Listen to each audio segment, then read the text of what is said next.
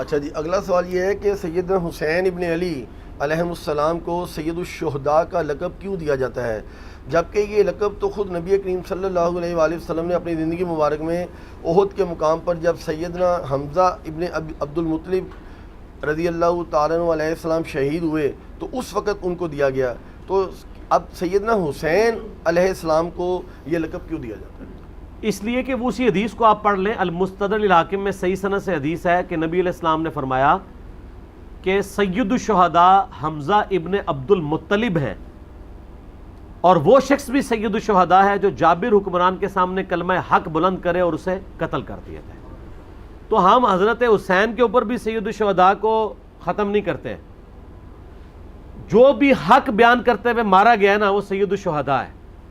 یعنی اگر آپ مجھ سے پوچھیں، میں امام نسائی رحمہ اللہ کو بھی سید الشہداء مانتا ہوں، کیونکہ انہوں نے ناسبیت کے خلاف علم بلند کیا تو ان کو شہید کر دیا گیا۔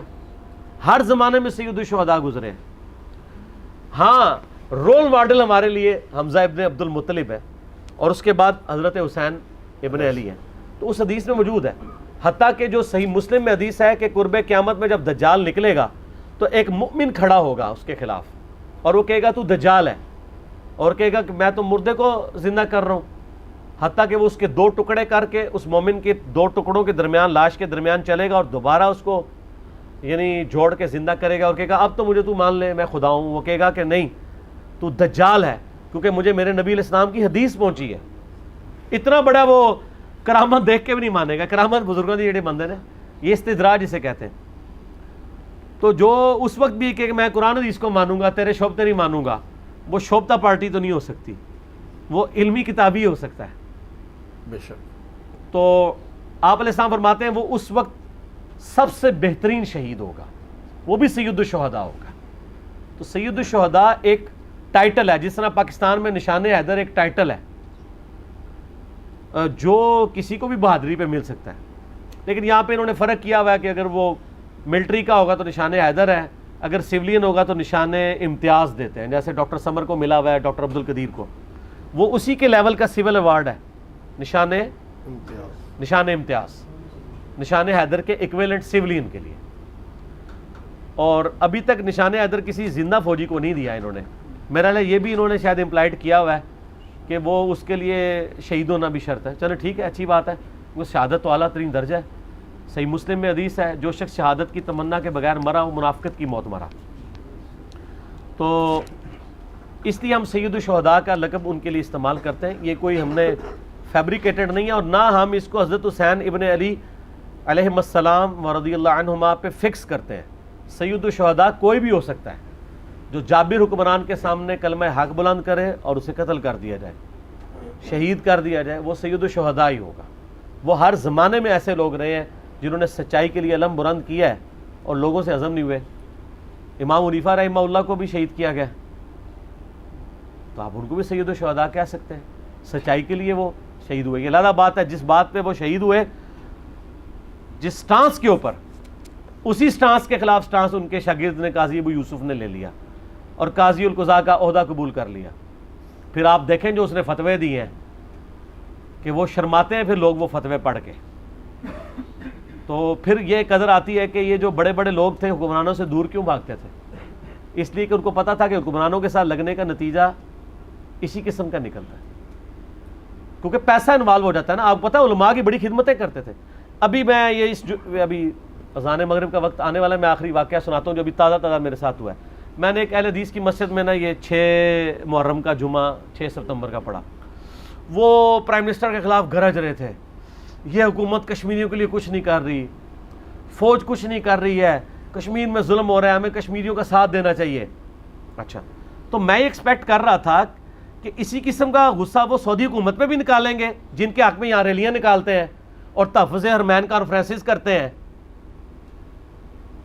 سب سے بڑا اس وقت کشمیریوں کا دشمن تو سعودیہ بنا ہوا ہے، کیونکہ پاکستان کو سب سے زیادہ تکیہ ہی ان کے اوپر تھا، یو اے ای کے اوپر اور سعودیہ کے اوپر، اور وہ جا کے انڈیا کی جھولی میں بیٹھ گئے کیونکہ ان کے مفادات ہیں۔ $75 بلین کی ٹریڈ ہے، ٹریڈ تو اپنی جگہ، جو عورتیں وہاں سے ان کو ملتی ہیں وہ بہت بڑی عیاشی ہے نا، اسی لیے تو مندر بھی بنا کے دے دیا ہے نا یو اے ای میں انہوں نے، دنیا کا سب سے بڑا مندر، ٹھیک ہے۔ وہ تو ابو داؤد میں حدیث ہے نا، قیامت تو اس وقت تک قائم نہیں ہوگی جب تک میری امت کے لوگ دوبارہ سے بت پرستی میں انوالو نہ ہو جائیں اور مشرکین سے جا ملیں. تو حدیث فٹ ہوتی ہے، ہمیں نظر آ رہی ہے UAE میں مندر کے ذریعے. اور وہ الٹا اس میں بھی اکتفا نہیں کر رہے، بلکہ وہ یہ کہہ رہے ہیں کہ یہ انڈیا کا انٹرنل معاملہ ہے، اس کو مسلمانوں کا مسئلہ نہ کشمیر کو بنایا جائے. تو لیکن اس مولانا نے پورا غصہ حکومت پہ، آرمی پہ نکالا. اپنے جو چندہ بک تھی نا، جہاں سے چندہ آتا تھا، ان کے بارے میں ایک جملہ بھی نہیں نکالا. تو پھر ہم ان لوگوں کی تقریروں کو کیسے سمجھیں کہ یہ کشمیریوں کے لیے بول رہے ہیں؟ وہ اس لیے بول رہے ہیں کہ وہ دوسری پولیٹیکل پارٹی کو سپورٹ کر رہے ہوتے ہیں. میں کوئی PTI کا سپورٹر نہیں ہوں. میں آپ لوگوں میں سے میرے قریبی لوگ اکثر جانتے ہیں کہ میری سخت ریزرویشن ہے PTI کے اوپر. لیکن اس کا یہ مطلب نہیں ہے کہ آپ ایک معاملے میں اگر PTI کی گورنمنٹ کو رد کر رہے ہیں اور اسی معاملے میں آپ دوسروں کو، اور یہ زیادہ حق بجانب ہے کہ یہ بولیں، کیونکہ یہ ان کے ایجنڈے یہاں پہ لانچ کرتے ہیں. ٹھیک ہے، آئے دن اسٹیکر چھاپے ہوتے ہیں، حوثی باغیوں کے حملے کی مذمت کرتے ہیں. تو ایک بار کہہ دینا کہ ہم سعودیہ اور UAE کے وزارت خارجہ کے بیانات کی مذمت کرتے ہیں جو انہوں نے کشمیریوں کے بارے میں دیا ہے، تو آپ کو پتہ چل جائے گا. ہم سعودی عرب میں جو انہوں نے شراب کے اڈے کھولے ہیں، ہم سعودی حکومت کی مذمت کرتے ہیں. کسی اہل حدیث مولوی کا کلپ آیا؟ ہمیں تو یہاں کہتے تھے قبروں کے اوپر جناب یہ قبر پرستی عام کر رہے ہیں. وہ قبر پرستی تو چھوٹی ہے، اگلوں نے تو مندر بنا دیا ہے UAE میں. کس حافظہ اللہ کا کلپ آیا ہے؟ کتنے گئے لال رومال والے؟ کتنے گئی توحید؟ اس سے بڑھ کے جب سعودیہ کا حکمران کہہ رہا ہے کہ ہم نے تو وہابیت امریکہ کے کہنے پہ پھیلائی ہے، اس وقت تو غیرت جاگنی چاہیے تھی. وہ کہتے کہ یار محمد وہاب صاحب نے تو بڑی اخلاص کے ساتھ دین کا کام کیا تھا، خدا کے لیے ان کی محنت کو تم ڈالروں کے ساتھ جوڑ رہے ہو. ان کی سپورٹ میں بھی نہیں کھڑے ہوئے. پیسہ کتنی تگڑی چیز ہے کہ اپنے بزرگوں سے ہی دستبردار ہو گئے. حالانکہ محمد وہاب صاحب کی سپورٹ تو کرنی چاہیے تھی، اور میں نے کی ہے بار بار کہ محمد وہاب صاحب ایک راسخ العقیدہ مسلمان تھے. انہوں نے پوری اخلاص کے ساتھ دین کا کام کیا تھا، کسی کے پیسے کے لیے نہیں کیا تھا. انہوں نے تو اس وقت وہاں پہ آواز بلند کی ہے جبکہ کوئی آواز سننے کے لیے تیار نہیں تھا. پوری لائف سٹیک پہ لگائی ہے انہوں نے. 1789 عیسوی میں فوت ہوئے ہیں. ان کی زندگی میں تو یہ عروج بھی نہیں ملا. یہ تو ان کی تیسری نسل میں آ کے تو وہ یہ معاملات آگے ہوئے ہیں. اور ان کے بزرگوں کو بھی وہ اس لیول پہ ان کی پوری دینی خدمات کو کر رہے ہیں. اور دوسری طرف ہم امام ابن تیمیہ کے کتاب و سنت کے خلاف کوئی قائد بتا دیں، وہ کہتے ہیں یہ شیخ الاسلام کی توہین کر دی ہے. تو شاید سے شیخ الاسلام چک کے انہوں نے سعودی عرب دے اٹلانٹک دے امریکہ دے پیسیفک اوشن ہی سوٹ دیتا ہے. تو زبان تو ایک جملہ بھی نہیں نکلیا. ٹھیک ہے، تو اچھا یہ بڑے اچھے موقع ہوتے ہیں آپ کو یہ چیک کرنے کے کہ کون دین کے لیے کام کر رہا ہے اور کون مال کے لیے کر رہا ہے. ایسے مواقع آنے سے ہی لٹمس ٹیسٹ ہوتا ہے. صلاۃ بر محمد و آل محمد. اللہم صلی علی محمد و علی آل محمد کما صلیت علی ابراہیم و علی آل ابراہیم انک حمید مجید. اللہم بارک علی محمد و علی آل محمد کما بارکت علی ابراہیم و علی آل ابراہیم انک حمید مجید.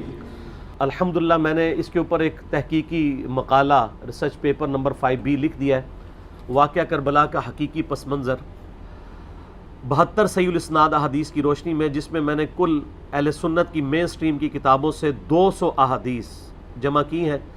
اکثر احادیث بخاری اور مسلم سے ہیں، جس میں میں نے یہ پورے کا پورا مقدمہ سیدنا عمر فاروق رضی اللہ تعالیٰ عنہ کی شہادت سے لے کر شہادت حسین علیہ السلام تک کور کیا ہے. اور اس کو احادیث کی روشنی میں مرتب کیا گیا ہے، نہ کہ تاریخ کی روشنی میں. ظاہر ہے تاریخ حکمرانوں نے لکھوائی ہے، اس میں ان کے اپنے انٹرسٹ بھی تھے، اکثر چیزوں کی اسناد بھی اویلیبل نہیں ہوتی. اور اس میں بخاری اور مسلم کے علاوہ جتنی بھی احادیث میں نے جمع کی ہیں ان میں دور حاضر کے جو بڑے بڑے محققین اور محدثین ہیں ان کی تحکیم باقاعدہ لگائی ہے.